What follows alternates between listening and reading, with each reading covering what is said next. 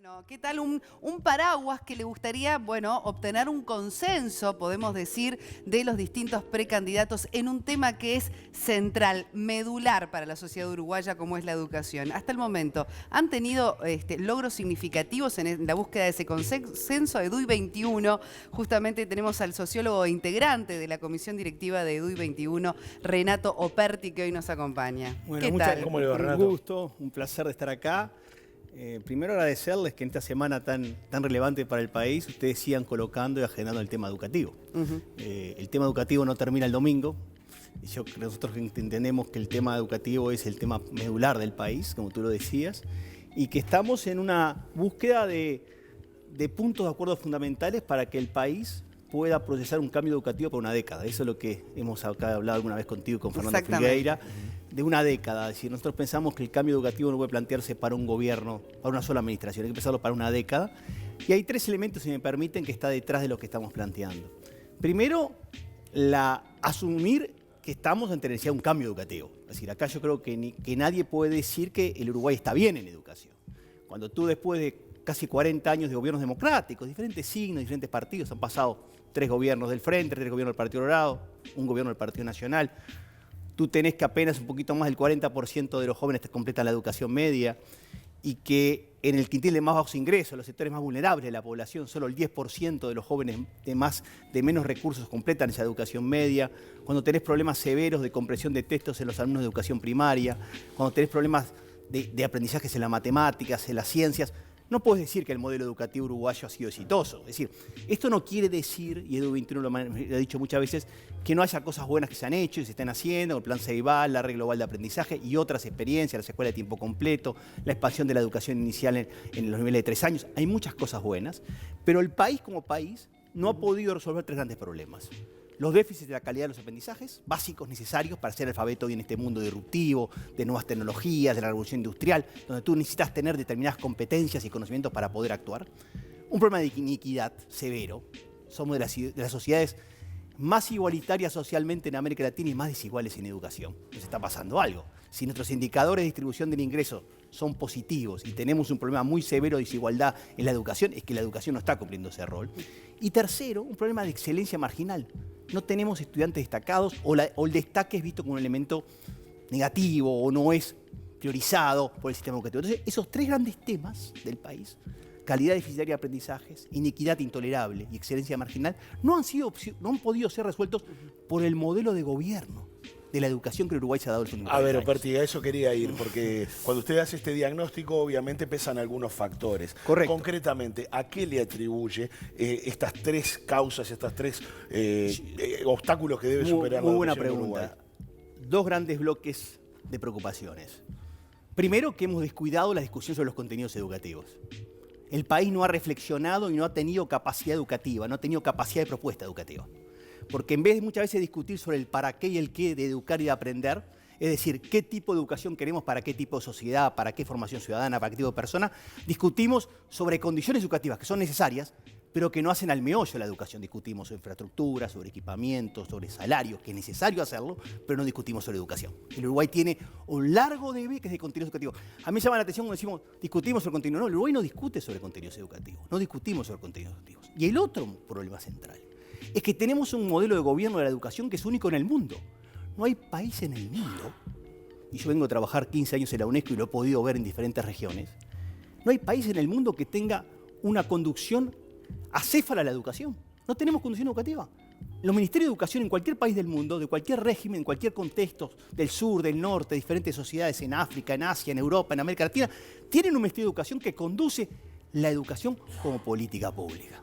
El gobierno no lo tiene. Entonces tenemos un modelo de gobierno con una ausencia de liderazgo educativo, fraccionamiento a nivel del códice de los consejos, porque ustedes mismos lo han dicho muchas veces, no sabemos quién gobierna. Cuando todos los años se define cómo se seleccionan los docentes para dar sus horas en los centros educativos, no sabemos si tiene que ver secundaria, si tiene que ver codicen. Hay una total fraccionamiento de las responsabilidades y total fraccionamiento de los roles, superposición de roles. Tenemos un modelo de gobierno totalmente antifuncional. Entonces nos preocupa mucho de EDUI 21 cuando se dice no toquemos la ley de educación porque la ley de educación, bueno, genera peleas políticos, conflictos. No, justamente Para poder hacer esa nueva educación que plantea Edu 21, ese nuevo modelo de educación básica de 4 a 14 años que hemos discutido alguna vez, ese modelo de educación media superior de 15 a 18 años donde vamos a incorporar conocimiento de la educación técnica, la educación secundaria, necesitas tener un nuevo modelo de gobierno. Vos no podés tener un modelo de gobierno de la educación totalmente fraccionado, fragmentado, donde además, y te termino diciéndote esto, el centro educativo es la principal víctima. Porque si ustedes mañana son invitados por un centro educativo para dar una charla sobre cómo ven los medios de comunicación en este mundo disruptivo, el director del centro educativo no puede permitir que ustedes vayan. Tienen que hacer todo un andamiaje de procedimientos para que llegue al Consejo de Educación Secundaria para resolver que ustedes puedan dar una charla. O sea, tenemos un modelo totalmente disfuncional, anacrónico, fragmentado, que impide que el país avance en educación. Ustedes lo que están reclamando es discutamos las ideas. Correcto. Primero, ideas. Exactamente, ¿no? exactamente. ¿Dónde están las ideas? El debate de las ideas. Nosotros tenemos una propuesta, dicen ustedes, Sí. de ideas que queremos discutir. No queremos tampoco imponer que son la verdad absoluta. No, para nada. Y donde más resistencia vienen encontrando, porque de hecho varios precandidatos de distintos partidos se han adherido a seguir discutiendo con EDUI 21 un consenso en materia de propuesta educativa, pero los sindicatos siguen siendo un obstáculo importante donde consideran que ustedes tienen una visión empresarial de la educación y no logran realmente conectar con los sindicatos en materia de diálogo. Yo te decía un par de cosas. Primero, quiero resaltar el valor del sistema político. A veces nosotros en la política, a los partidos, tendemos a achacarles muchas cosas, a veces razonablemente. Pero hemos encontrado en todos los partidos políticos, con representación parlamentaria, eco y receptividad para discutir estas ideas. Nos hemos reunido con Ernesto Talvi y Julio María Sanguinetti, nos hemos reunido con Mario Vergara, nos hemos reunido con Pablo Mieres, nos hemos reunido con la calle Pou, con Larrañaga. Es decir, con Antía hemos encontrado receptividad al sistema político. Yo creo que eso es importante porque el sistema político ha reaccionado positivamente a la idea de un acuerdo educativo. Ahora voy al segundo punto que mencionas. Nosotros hicimos una carta pública hace muy pocos días. De hecho, nosotros tenemos una plataforma en Change.org que hemos lanzado una iniciativa para que la gente firme a favor del cambio educativo. Nosotros pensamos que siendo nuestra organización muy modesta, sin recursos, prácticamente trabajamos honorariamente y voluntariamente, pensamos que nuestra única incidencia son el apoyo de los medios que tenemos y Facebook y Twitter. Logramos 8.000 firmas. 8.000 firmas en pocas semanas. Ahora la primera meta nuestra era 1.000 firmas. Vamos para 10.000 firmas. Pero digo esto por lo siguiente. A partir de ahí hicimos una carta pública donde invitamos a los sindicatos, al PCNT, con que nos hemos reunido, con Fernando Pereira hemos tenido muy buenas reuniones, para tener un diálogo sobre la educación. Ahora, vamos a precisar desde EDU 21 qué entendemos por diálogo. Lo que tú muy bien decías hace un rato atrás, el debate de las ideas y las propuestas. Nosotros estamos dispuestos a discutir con FENAPES, con la FUM, con todos los gremios de la educación sobre la propuesta educativa, bajo 2 o 3 elementos, no son condiciones, sino bajo 2 o 3 elementos fundamentales para nosotros. Primero, no adjetivarnos. Cuando se nos dice que somos neoliberales, mercantilistas, privatistas, eso no lo vamos a aceptar. Y no lo vamos a sentar en la mesa de diálogo bajo la condición de adjetivaciones o descalificaciones, porque la propuesta de EDU 21 se inscribe en las más nobles tradiciones del Uruguay de un Estado garante. La propuesta de EDU 21 en el libro abierto dice la educación como bien público, la educación como derecho a la educación y los aprendizajes. Hay una defensa muy clara del rol del Estado. Ahora, si se nos van a atribuir, nos van a decir, nosotros somos los neoliberales, los mercantiles. No, eso no. Discutir sí, sobre la base del respeto, sobre la base de decir, lo sentamos a discutir, lo dijimos en la carta pública que hicimos un día, pero sobre la base. ¿Dónde notan la principal resistencia al proyecto? La principal resistencia al proyecto la encontramos quizás en que nosotros decimos que la educación tiene que tener una conducción técnico-política. Que los sindicatos son una herramienta formidable de la democracia, pero para discutir sobre condiciones de trabajo. Los sindicatos no gobiernan la educación. En ninguna sociedad gobiernan la educación. Los sindicatos son para discutir sobre ¿Hoy están gobernando la educación? Hoy están en un rol confuso. Hoy no se sabe quién gobierna la educación. Si la gobierna el presidente del CODICEN, si la gobiernan los... No sabemos, porque cada vez que el CODICEN ha tratado de impulsar una política más profunda, al menor grito, paran. Entonces nosotros decimos, conducción técnico-política de la educación, diálogo inclusivo con todo el mundo. Hemos invitado públicamente, esperemos que en los próximos días FENAPES y la FUM nos llamemos para poder tener esa reunión. Nos hemos invitado públicamente sobre 2 condiciones. Con lo que tú decías, la primera, debate de ideas y de propuestas. Y segundo, sin calificativos, sin prejuzgamientos y sin denigraciones. No vamos a permitir que a ningún miembro de EDU 21 se le tilde de cosas que no es. Porque cuando se hacen esas cosas, cuando se dejan esas cosas pasar, se erosiona la democracia, se erosiona la cultura de la confianza y del respeto. Sobre la base de Bueno, confianza... se pierde el objetivo. Se pierde el objetivo. Entonces no vamos a permitir que se nos atribuya intencionalidades que no tenemos. Nosotros somos defensores a muerte del rol del Estado de la educación y de las más nobles tradiciones que el país ha tenido en Estado social. Operti, que el tema obviamente interesa y genera mucha atención y participación de la audiencia. Se ve reflejado en estos mensajes que vamos a compartir a partir de este momento. Sandra dice siempre lo mismo, no hay presupuesto para la enseñanza, no importa el partido. Carmen dice, se requiere la complicidad de los padres en la educación de los hijos. Operti, yo le quiero preguntar sobre una propuesta que recientemente estuvo sobre la mesa y que tiene que ver con prescindir de la repetición. Y en Uruguay, donde hay ciertos modelos que están muy arraigados desde hace mucho tiempo, esto generó el revuelo de ocasión. Ahora bien, ¿qué sustento se le puede dar a esa propuesta de evaluar si efectivamente una trayectoria académica no se ve perjudicada por la repetición? La repetición es una herramienta que en Uruguay ha sido utilizada fundamentalmente para penalizar a los sectores más vulnerables. La repetición es el camino que conduce al abandono del sistema educativo. Quienes repiten en la educación media, por ejemplo, lo más probable es que terminen no abandonando, porque nosotros no decimos que abandonan la educación, los expulsa del sistema educativo, que es distinto. Hay un dato fuertísimo, el que repite en el primer año de liceo, Claro, 9 de cada 10 de los que repiten abandonan. Exactamente, la probabilidad es fuerte. Entonces, no es repetición sí o no, es tener instrumentos educativos. Ahí va la discusión que decíamos hoy, la falta de discusión sobre contenidos educativos, de personalizar la educación. ¿Qué hacen los países como alternativa a la repetición? Personalizan la educación. ¿Qué significa? Que ayudan, tutorean al alumno, lo orientan, ven dónde están las dificultades, le dan una determinada formación específica, permiten ver dónde están sus problemas en matemáticas, en lengua. ¿Pero tenemos los recursos para eso? Es que los recursos... Porque las ideas están, pero después ¿cómo se implementan? Claro, ¿Tenemos el presupuesto para eso? ¿Tenemos la cantidad de docentes que necesitamos? Bueno, pero ahí está el gran debate respecto a cómo direccionamos los recursos en la educación. Si los recursos de la educación los direccionamos para personalizar la educación, para dar esas tutorías, para darles a sus alumnos esa necesidad, bueno, los tenemos. El problema el problema no es recursos sí, recursos no, sino que los recursos no están direccionados, no están dirigidos a darle más oportunidades a los sectores más vulnerables. Por eso Edu21 plantea, frente a la alternativa de la repetición, plantea, no, vayamos a un nuevo modelo de escuela de tiempo completo, un nuevo modelo de escuela esta de 4 a 14 años. ¿Por qué esta escuela de 4 a 14 años? Para evitar el principal problema que tenemos, que es eso que tú mencionabas, que es el tránsito entre la educación primaria y media. Perdemos ahí a los alumnos, los perdemos en el primer año de liceo. ¿Por qué los perdemos? Porque no hay sistema educativo, porque la manera en que enseña una maestra, matemáticas o lengua, es muy distinto a la manera en que enseña matemáticas en un profesor. No comparten criterios, no hay criterios comunes. El salto es vertiginoso. El salto es vertiginoso institucionalmente y también lo es desde el punto de vista de la forma de enseñar y de aprender. Entonces nosotros decimos, no, terminemos con eso. No es problema de primaria, media, no. Tengamos centros de educación básica de 4 a 14 años, diferentes modalidades. Podrá haber escuelas rurales con 7º, 8º y 9º. Podrá haber escuelas de tiempo completo que incorporen la modalidad de ciclo básico. Podrá haber escuelas que trabajen en redes, ciclo básicos, escuelas de UTU, diferentes modalidades. Pero hagamos que todos compartan criterios comunes de cómo enseñar, de cómo evaluar, de cómo entender al alumno, sin saltos abruptos.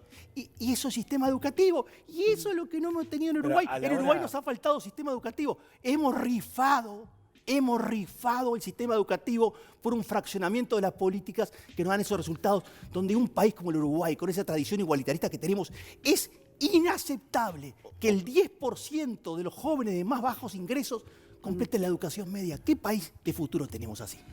Sobre el tema de la repetición, sobre todo de la deserción, que es algo tan preocupante en nuestro país, que nos posiciona, expulsión dice usted, deserción, pongámosle, que nos posiciona en los últimos lugares realmente, ¿no? A Uruguay en esa materia. El otro día una precandidata del Frente Amplio, Carolina Cose, compartió algunas de sus ideas para ello. Y habló de una medida que, bueno, trajo discusión por lo pronto. Vamos a escucharla, si le parece, una de las medidas que ella proponía para el tema del abandono escolar. Tenemos un problema, y yo no estoy diciendo que esto vaya a resolver el abandono en enseñanza media. Es un ejemplo. Si tenemos problemas en que termina la enseñanza media, me hago la pregunta, y acá empiezo. Cuando alguien termina el ciclo básico, cuando un trabajador termina el ciclo básico, ¿gana más? ¿Recibe algún estímulo económico? Entonces la siguiente pregunta es, ¿qué pasa si nosotros creamos un fondo de reconocimiento educativo y decimos, bueno, para los trabajadores de menos de 20 años, que terminen el ciclo básico, les voy a dar un premio de 1.000 pesos por mes de este fondo educativo y hasta puedo limitarlo. Nosotros sabemos más o menos cuántos trabajadores hay, podemos limitarlo a que lo vamos haciendo gradual. Los que terminan el ciclo básico un año, no le doy el premio a todos, le doy el premio al primer cuarto, no sé. ¿Cuánto daría ese fondo? Ese fondo da 5 millones de dólares anuales. Conclusión, es razonable, es realizable. Ahora, no me quedo ahí. Es realizable, pero la potencia de la medida es muy grande. Primero porque no afecta a los aportes patronales, porque forman parte de un fondo de reconocimiento educativo. Primer cosa. Segunda cosa, el clima que genera. El clima que genera en la familia. El clima que genera en el entorno de trabajo. Entonces, ¿pero usted cree que alguien podría llegar a terminar secundaria por 1.000 pesos por mes? no. ¿Como incentivo? No, y espero que no sea esa la razón. Pero yo lo que quiero decir, justamente empecé diciendo, esto no es lo único ni es la solución, pero es una forma de empezar a plantearse. Lo que sí creo es que si alguien va terminando estadios de la educación, es razonable pensar que vaya mejorando sus ingresos. Bueno, ahí teníamos este segmento de Sí. la charla que fue el pasado viernes. Entre otras cosas, la precandidata Cose en alguna aparición pública dijo, no me discuten las propuestas. Bueno, acá tenemos una y la podemos empezar Bueno, a yo discutir. no conozco en profundidad. Yo lo que creo, no creo en las compensaciones monetarias para finalizar ciclos educativos. Es decir, no es la evidencia en el mundo. La evidencia comparada en el mundo no va por ahí. La evidencia comparada en el mundo va por dar una educación de calidad donde haya conexión entre los alumnos y la educación. Yo no creo que pase por un guarismo de darles una compensación por terminar el ciclo básico. Estamos hablando del ciclo básico, estamos hablando de la educación mínima necesaria para que cualquier persona en el mundo tenga una posibilidad, una oportunidad.